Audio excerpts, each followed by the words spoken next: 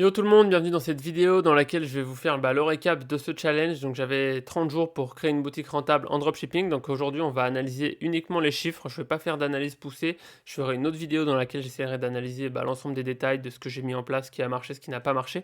Aujourd'hui on va se concentrer sur les chiffres donc pour voir ce que ça a donné ce challenge. C'est parti. Pour ceux qui ne le savent pas, du coup, j'ai fait un challenge. Donc, si ça vous intéresse, vous pouvez retourner voir d'autres vidéos. Vous verrez du coup l'évolution du site, l'évolution de ma réflexion sur ce que j'ai fait, ce que j'ai essayé de mettre en place, etc. Là, on va voir ensemble du coup la dernière version de mon site internet. Donc, après avoir fait de multiples changements infructueux, je m'étais dit que j'allais repartir sur un thème de base, refresh, que j'allais mettre un compte à rebours, ce que j'avais jamais fait pour voir ce que ça pouvait donner. Donc, ça, c'était ma page d'accueil à terme avec des produits. J'avais essayé de faire un truc uniforme, donc j'avais tout modifié sur Canva pour avoir tout sur un fond gris avec des ombres, faire un truc assez simple pour que tout ait la même image. Bon, au final, c'est pas top, ça donne vraiment pas un truc de ouf. Donc ça c'était pour le site. Si jamais du coup vous pouvez voir les versions antérieures sur mes précédentes vidéos. Du coup ce qui s'est passé c'est qu'au début on avait fait donc 2 jours de testing où j'avais dépensé, 2 ou 3 jours où j'avais dépensé 136 € en pub. J'avais fait 2 ventes pour un total de 54,96. Donc c'était pas terrible. Mais bon, c'était déjà mieux que mes anciennes boutiques. Bon, j'étais à un déficit de seulement 121 €. Donc là, normalement, c'était la phase de testing et j'aurais dû m'arrêter là. Étant donné que j'avais le challenge en cours et que j'avais pas forcément le temps pour refaire une boutique de A à Z pour ce challenge-là, je me suis dit que j'allais essayer d'optimiser la boutique pour voir ce que ça pouvait donner par la suite. Et donc, c'est ce que j'ai fait. Donc, j'ai fait une autre vidéo dessus dans laquelle je montre l'évolution de mon site, ce que j'ai essayé de mettre en place, etc.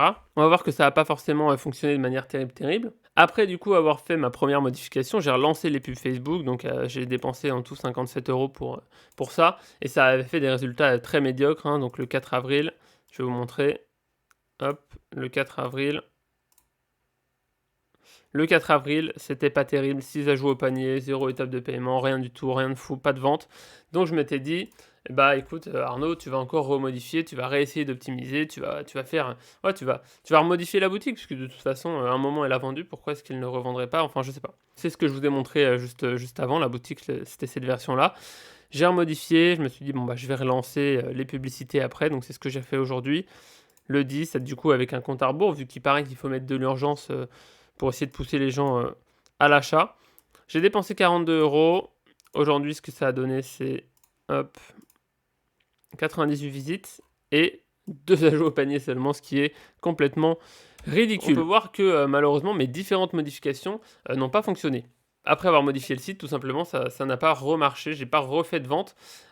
Pourquoi? Je vous donnerai dans la vidéo d'analyse, j'essaierai d'analyser de manière plus profonde.